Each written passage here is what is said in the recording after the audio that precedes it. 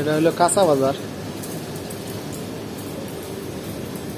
আসসালামু আলাইকুম, সবার কী অবস্থা? আশা করি আল্লাহর রহমতে সবাই ভালো আছেন। আজকে চলে আসলাম এই যে মালয়েশিয়ায় শপিং মলের ভেতরে যে কাঁচা বাজারগুলো থাকে, এইসব বাজারে যে দেখেন পাতাকপির দাম কেমন, কোনটার কোনটার কত দাম, কি কি বিষয় আশয় সব কিছু এই জায়গায় লেখা আছে।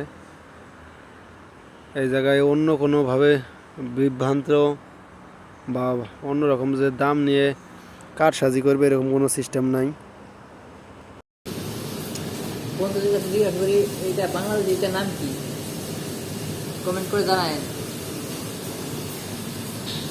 মালয়েশিয়া এমন একটা দেশ, এই দেশে যদি কেউ খাদ্য মূল্যের সাথে বা খাদ্য দ্রব্যের সাথে কোনো ধরনের অন্যরকম সিস্টেম করে, যে কোনো রাসায়নিক পদার্থ, রাসায়নিক জাতীয় জিনিস যেটা মানুষের খাইলে মানুষের জন্য ক্ষতিকর বা ফরমালিনযুক্ত খাবার, এইসব মিশ্রিত করে ইচ্ছাকৃতভাবে, তাহলে এই দেশে সেই সব বিষয়ের জন্য প্রচুর পরিমাণে বড় ধরনের শাস্তি আছে। এতে যদি কোনো ব্যক্তি এইরকম কাজকামে জড়িত হয়, তাহলে তার জন্য প্রথমবারে মালয়েশিয়ার মালাই রিঙ্গিত 10,000 রিঙ্গিত জরিমানা করা হয় এবং পাশাপাশি জেলও দেওয়া হয়। যখন পরবর্তীতে আবার যদি এরকম সে করে, তাহলে তার জরিমানা এবং জেল দুটাই আরও বাড়া দেওয়া হয়।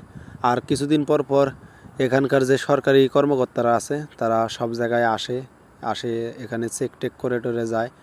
আশেপাশের লোকজন যারা ওই দোকান থেকে জিনিসপাতি ক্রয় করে তাদের সাথে কথাবার্তা বলে এবং তাদের নাম্বার সব জায়গায় দেওয়া আছে।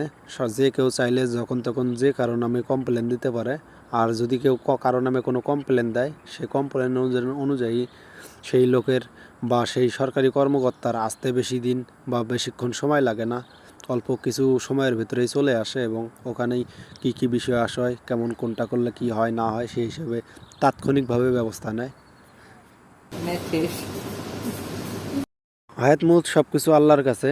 তারপরেও একটা দেশের মানুষের গড় আয়ুর হিসাব আছে, যেমন বাংলাদেশে 50-55, কিন্তু মালয়েশিয়ায় প্রত্যেকটা মানুষের গড় আয়ু 75 বছর। তাহলে ভাবতেই পারেন বা জানতেই পারেন, বুঝতেই পারেন যে আসলে এই দেশের সচেতনভাবে কতটুকু কীরকমভাবে কেমনটা চলা হয়। কোনটা কোনটা ওই যে খাবিন না। Abang ini satu bagi berapa? Satu.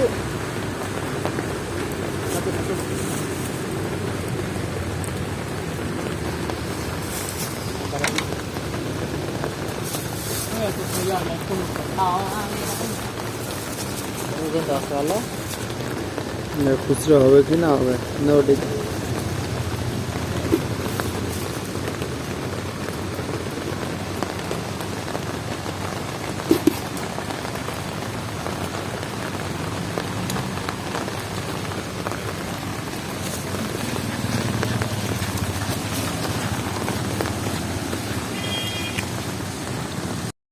আসলে মানুষ যে কোনো জায়গায় থাকুক না কেন, যে জায়গাতে যে রকমভাবে যে পরিবেশেই চলা দরকার হোক, যদি সেই জায়গায় সেই এলাকার লোকজন সচেতনমূলক বা সচেতনবান লোক হয়, সবসময় সতর্ক থাকে, ভালো মন্দ দিকগুলো বিবেক বিবেচনা করে, সেই দেশের যে ওপরের কর্মকর্তা আছে, সরকারি কর্মকর্তা সবাই, তারা যদি সেরকম ভালোভাবে সব কিছু দেখশন করার জন্য চেষ্টা করে, তাহলে যে কোনো জিনিসই সব কিছুতেই ভালো করা অবশ্যই সম্ভব।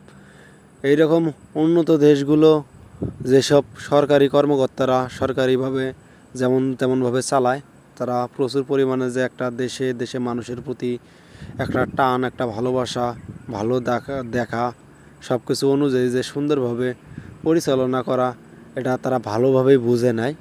এবং এই দেশের যে সাধারণ জনগণরা আছে, তারাও তাদের যে অধিকার, তারা কোনটা করলে কোনটাতে তাদের ভালো ফল আসবে না আসবে, এইসব খুব সুন্দরভাবে বুঝে সুঝে সব কিছু ক্লিয়ার করে তারপরেই অন্যজনকে সাপোর্ট দেয়। সেই জন্য ভাই কথা হইল যে আমরা মানুষ যেখানে যেমনটাই থাকি না কেন, প্রত্যেকটা মানুষের সবসময় প্রয়োজন যে সতর্কভাবে চলাফেরা করা এবং কোনটা ঠিক কোনটা ব্যাঠিক, কোনটা করলে কি হবে না হবে এইসব বিষয়ে বিস্তারিত ভালো মন্দ জেনে তারপরে কোনো দিকে একটা ফোকাস করা বা নিজের মতামত প্রকাশ করা। তো যাই হোক, আমরা বাজার থেকে চলে আসলাম, এখন রুমের দিকে যাইতেছি। যাওয়ার আগে একটু পুরা মুরগি টুরগি নিলাম, কারণ এটা খাইতে একটু ভালোই লাগে আমার কাছে। যদি বাজার সাজারে আসি, যদি পুরা মুরগি টুরগি না খাই তাহলে তো ফিলিংসটাই অন্যরকম হয়ে যায়। গোপাল আর আমার দুইজনেরই এই পুরা মুরগি খুব পছন্দ, তাই যখন তখন আর কি যে কোনো জায়গায় যদি যাই, গোপাল আর আমি যাই, ওর আর আমার খাওয়ার যে একটা বিষয় আশয় আছে, এগুলো প্রায় সেম কোয়ালিটি, এই কারণে আরও বন্ডিংটাও ভালো হয়। তো সবাই আমাদের জন্য দোয়া করবেন। আজকে এই পর্যন্তই। আর আমাদের বিষয়ে যদি আপনাদের কোনো কিছু বলার থাকে, বা আমরা যে ধরনের যে কথাবার্তাগুলো বলতেছি আপনাদের সাথে শেয়ার করতেছি, এগুলোতে যদি আপনারা কোনো ভুল খুঁজে পান তো অবশ্যই জানাবেন, এবং ছোটোখাটো যদি কোনো ভুল থাকে এইসব ভুল ক্ষমা সুন্দর দৃষ্টিতে দেখবেন। তো দেখা হবে ইনশাল্লাহ পরবর্তী কোনো ভিডিওতে। সেই পর্যন্ত সবাই ভালো থাকুন, সুস্থ থাকুন। আল্লাহ হাফেজ।